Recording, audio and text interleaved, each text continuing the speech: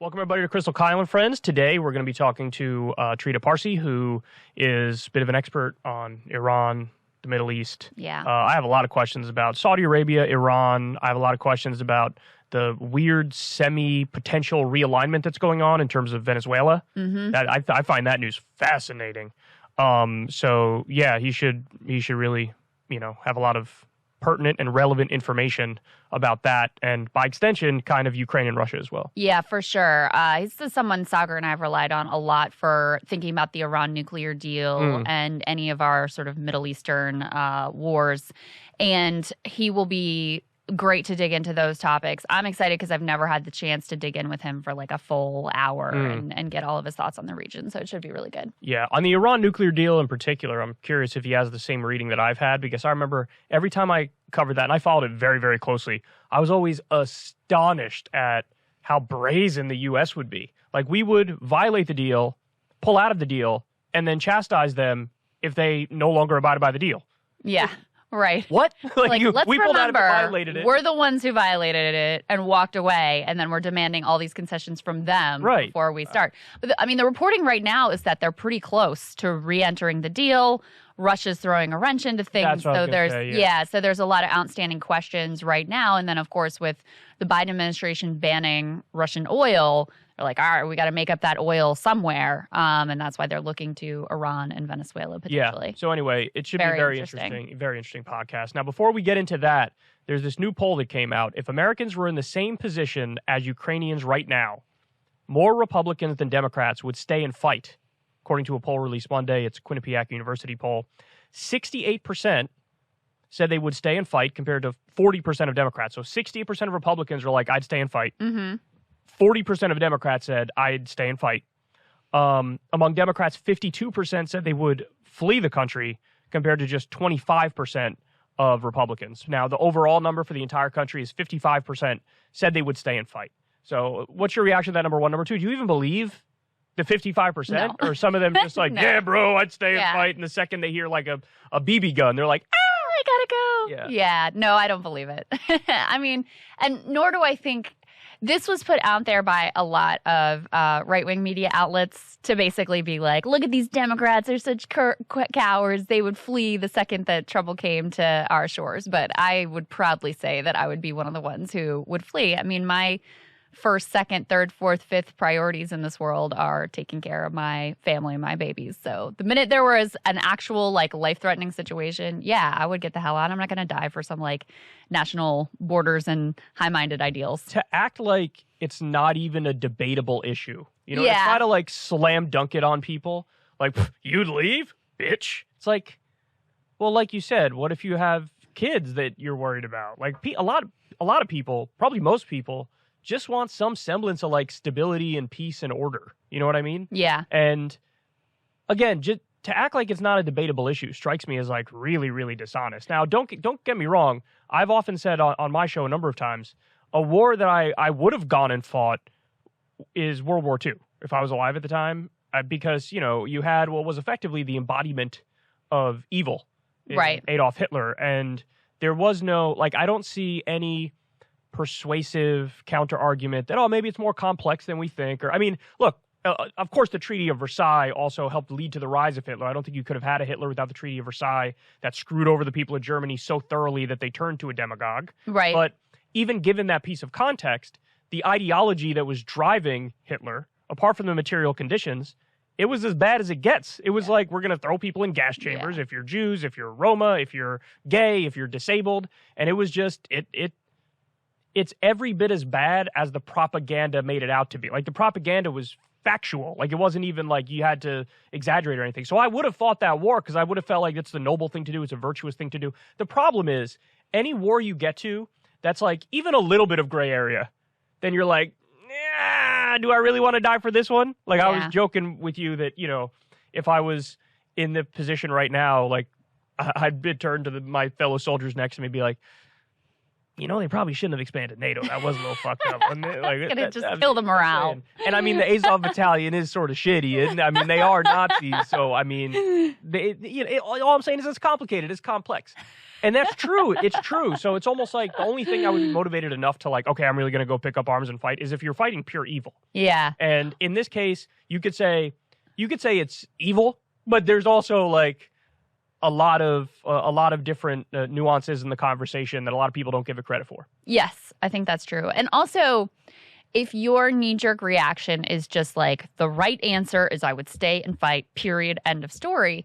Well, there are millions of refugees fleeing Ukraine right now, and they deserve a lot of sympathy and a lot of support. And these are the people who, quote unquote, quote, decided to flee, you know? I think that they are very noble. I think they've faced down very difficult conditions. I think they're going to have difficult choices on their hands as well. And so to make it this very one-sided, the only right answer is to stay and fight is a little bit silly. And you said yesterday something about it's really a light bulb moment for you in terms of realizing how terrible ultra-nationalism is.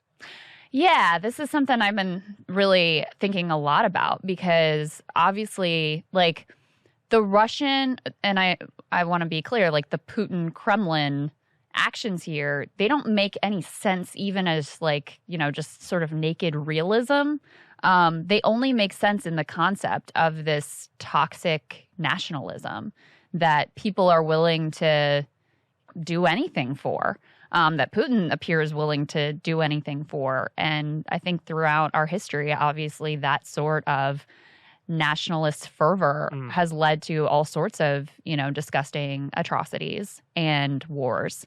And, you know, at the same time, like, there's a noble form of patriotism. I find these conversations very complex and difficult to navigate, to be honest with you, because then you have a lot of support for Ukrainian nationalism right now, including, you know, some elements, some fringe elements of Ukrainian nationalism, which are these sort of like fervent, uber right-wing nationalism to the point of neo-Nazism that people are very comfortable celebrating, even though that emotion and that sort of value comes from similar sort of human response as what Putin is doing right now. So we're rightly condemning the invasion and the actions of the uber nationalists on the Russian side, while at the same time sort of, you know, bolstering that ideology on the Ukrainian side. And I just find it, I don't know what any of it means. I just find it complex to navigate. Well, to your point about the reflexive backing of ultranationalism on the Ukrainian side in the West, yeah, I mean, it doesn't take much to see. Just take like 2 steps back and relax a little bit, and you'll realize we're in the midst of hysteria right now. Like, there is a mania happening right now. Yes. Ilhan Omar learned that the hard way because she took a principled stand on something that made sense. Ilhan Omar wasn't even saying we shouldn't arm Ukrainians anymore. She was just saying, hey, when we arm them, can we just be a little smart about where the weapons are going? Because, you know, there are paramilitaries in there. The Azov Battalion is real. They're part of the National Guard. Maybe don't arm them, or try your best to have rules attached to it as we arm them. Yeah. Like, and she got, I mean, you would think she came out for pedophilia or some shit with the reaction. People were sending her pictures of like dead Ukrainian kids with the implication that this was on her hands somehow. They were saying like she's somehow an anti-white racist because she's not backing the Ukrainians, but she, you know, supports Palestinian. I mean, it was just like completely deranged. And of course, all the stuff about you're a Russian puppet and you're a traitor to the country and all of this. And her point on oil too. Yeah, her point on oil is the, you know, one similar to what I've been making at least, and I think you have been as well, that we should really be thinking about the consequences for ordinary Russians and what this is going to lead to 3 steps down the road. Everybody is, you know, I think it comes from a really noble place. People are like, we see the suffering, we want to do something, we're willing to sacrifice, like, tell us what to do. And she's just saying, you know, there are consequences to these actions that may not be what you ultimately want them to do. So you take this genuine concern for Ukrainians and what it's being spun into right now, particularly by the media and by a lot of politicians, is a program that is very extreme by historical standards. We've never had sanctions against a G20 nation that look anything like this. We've done it very casually. And then the amount of arms that are flowing into the country in a period of time that's just like this is also extraordinary by historical standards. And all she's saying is like, we should maybe talk about this stuff.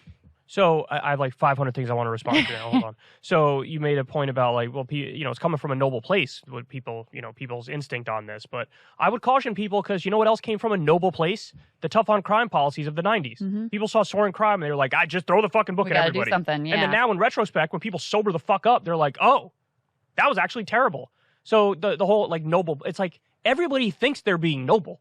Like, nobody thinks they're an evil person twisting their evil mustache, like, I'm going to make bad decisions. Yeah. So, yeah, it comes from a good place, but that doesn't mean Dickie McGee. But Vladimir Putin thinks he's coming from a good place when he's like, I must restore the glory of the Russian Empire. Maybe. I mean, I just think what I'm trying to point to is that this energy could be channeled in a very different direction. And, one of my other big frustrations here is that you have these sky-high gas prices, that are really going to be difficult for working class people who are already really stretched thin. And, of course, it pales in comparison to the suffering of the Ukrainians. But this is very, it's very real and very tangible for people. And you see this sort of drumbeat from a lot of wealthy people who are like, it's your patriotic duty to pay more in taxes. And there is this willingness to sacrifice. And yet it's not being channeled in the direction of, hey, let's make sure we never end up in this situation again. Let's get off the sauce of fossil fuels. Like, now's our chance. We're going to engage the country in a national program that can move us in a better direction as a country and it'll be better for the planet. There's no channeling of all of this frenzied emotion in any sort of a positive direction. And instead you end up with, a really ugly thing coming out, which is this like anti-Russian mania that you're seeing among some as well, like boycotting Russian restaurants and in the worst cases vandalizing Russian restaurants and calling them and telling them they're Nazis and all of this stuff. Even restaurants that some of them aren't even owned by Russians, some of them even owned by Ukrainians. So when you speak to a hysteria without the right kind of leadership, channeling this in actually productive direction instead of into extraordinarily onerous sanctions that may well backfire, that are going to devastate the Russian economy and the Russian people, and, just blanket mass funneling in of weapons with no accountability or thought of how this could ultimately end up. It's a landscape where it becomes very controversial to just say what Congresswoman Omar said, which is, let's pause and think about what we're doing here. I'm more pessimistic than you that it's even theoretically possible to channel this hysteria in a positive way. Hysteria, by definition, is the enemy of nuance. And so it's always going to be channeled in a negative way. And that's a struggle that everybody seems to have in moments like this of allowing nuance into their thought process. Like, I have tremendous sympathy for the victims of the invasion in Ukraine, the Ukrainian civilians I care deeply about. I also care about the Russian civilians who are undergoing economic warfare now, who had nothing to do. In fact, many of them are out in the streets protesting what Putin did, and they're roadkill in the conversation. So that's right. Unfortunately, I'm just very pessimistic that at moments like this, I mean, when has it ever been channeled for something positive? I mean, you look what happened after 9/11 with the Patriot Act and the rise in discrimination and crimes against people who look vaguely brown and Arab and Muslim. Like, unfortunately, that's just par for the course when we're at a moment like this. And ultranationalism, I think the reason why it's so toxic, to your point a while ago, is that it manifests as a fundamentalist religion in many ways. Yeah. Like, you have to shut off your brain and go mindlessly like a lemming down the path that you're told is the correct path. And the correct path, what everybody thinks is the correct path now, is, a war posture, effectively, where, like you said, I mean, they're banning Russian cats from cat shows. I mean, that's preposterous. You have... at first, I thought it was just small businesses that were like, we're not going to sell Russian vodka anymore. No, turns out over 10 states pass laws saying we are banning the sale of Russian. God. It's psychotic. It's psychotic.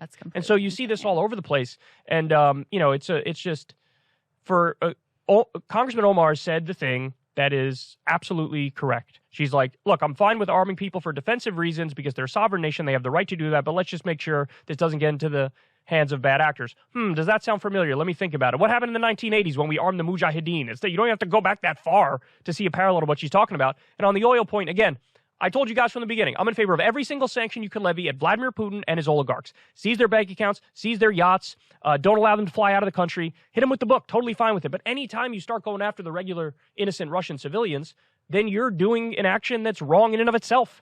You know what I mean? And so that's all she's talking about. She's like, the one area that we didn't sanction, everything else, they just threw the book at them. The one area that they didn't sanction was the oil and gas. And now they're turning around and doing that too.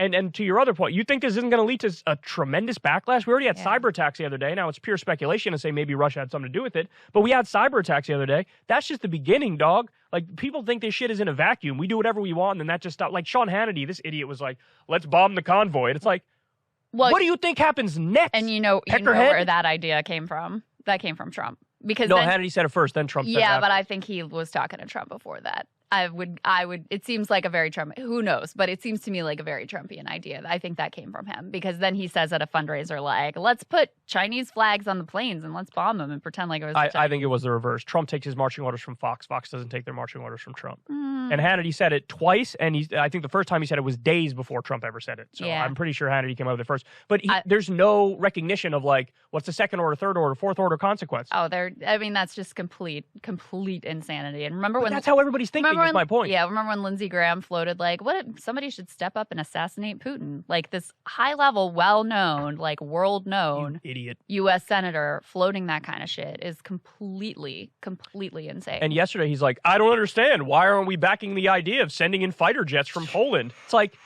well, I don't know. Maybe because if a fighter jet takes off from Poland and bombs Russians, then that is easily interpreted, not inaccurately, by the way, as that's NATO attacking Russia. That's World War III. Think about it for 4 seconds. Yeah, think about everything for 4 seconds. I'm tired. That whole thing fell apart. By the way, was a disaster. Everybody in this discussion pisses me off too. Like, I see a lot of people talking about, correctly talking about, look at all the U.S. censorship and deplatforming that's happening now of the pro-Russian view, like RT America effectively getting pulled from DirecTV. There's a number of examples of these, and I condemn that as well. But then a lot of the same people will say absolutely nothing about the fact that Russia just passed laws. You get 3 years in jail for citing fake news. They banned all of their independent media outlets. 15 years. So there were 3 different laws. One of them was 3 years, one of them was 5 years, one of them was 15 years. It's for different things. But the general idea is everybody's banning dissent. And if you're only talking about it from one perspective, that's being a disingenuous hack. Yeah. It really is. Like, we definitely condemn the censorship of RT America and all the podcasts that have been taken down and this frenzy over here. But that doesn't really compare to the entire press has been shut down and, like, any sort of independent journalism actually criminalized in Russia. And if you're not saying that and pointing that out, dishonest, flat out dishonest. Yeah, you're creating a totally sort of fake image of what is actually happening. So stop arguing from fucking narratives is what I'd tell people. I don't give a fuck about your narrative. Nobody cares about your narrative. I don't care about how you try to take something and then twist it and square peg round hole it like you're a fucking toddler playing with a toy. I don't care about that. I want you to give the facts and the information, and then you can give me your opinion. But a lot of people flip it, and they're like, let me tell you my story first that I've crafted based on my worldview and my ideology, and then I'll try to make everything fit that. Fuck off. It's so stupid. Like, how does anybody watch that and like that shit? It's really naked right now. I think it's really obvious that that's going on. One other thing on the frenzy and the sort of mania that's taken hold and how you're in this kind of moment of hysteria, which I think we all look at the events of the past, like the Iraq War, or if it's Vietnam, or if it's, the Patriot Act, and everybody likes to think, like, if I had been in that position, I would have understood this was a frenzy and a mania, and I would have made the right decision. And almost nobody does. And almost nobody does. And that's what's going on with Ilhan right now. Oh, yeah. You look back at the example of Barbara Lee in the Iraq War, basically saying, like, let's step back for a moment, let's pause, let's not go crazy here. And you talk about a backlash. I mean, she got so many death threats. They had to assign her personal security details. She had people writing her letters saying, I wish you had died in the Twin Towers. I mean, it was just and totally lots of racist stuff too. It was just as ugly as it could possibly be. But you're in a frenzy and a mania when things that just a couple weeks ago were not even on the table are suddenly not only on the table, but happening. And a perfect example of that is with the economic sanctions. When we were contemplating all of this a couple weeks ago, SWIFT was as far as that was like the fringe edge extreme of what was being contemplated in terms of sanctions against Russia. And now that's like nothing. We did that like that. Then we went after the central bank, like the central bank sanctions. That was a massive and unprecedented. That has never happened before. Going after the gold reserve with the G20 central bank. That's never happened. And it happened like this. And then, there was, but there's a carve out for oil and gas. And then we've gone down that road as well. I mean, it's just things that were not even on the table suddenly happening with almost no debate, no contemplation, and that leaves you in a very frightening place because you just wonder.